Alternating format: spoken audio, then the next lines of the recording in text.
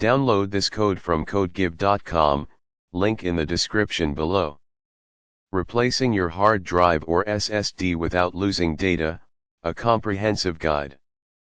This tutorial provides a detailed, step-by-step guide on how to replace your existing hard drive, HDD, or solid-state drive, SSD, with a new one without losing any of your precious data.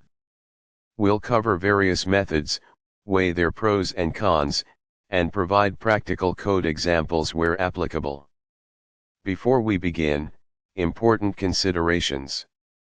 Disk size. The new drive must be at least as large as the used space on your old drive. Ideally, it should be larger to give you more headroom for future growth. Drive type. Determine if you have an HDD or SSD. For SSD replacements, consider nvme versus SATA SSDs for performance gains, though this often requires motherboard compatibility.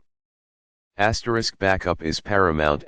While the goal is a seamless transition, a full backup is always recommended as a safety net.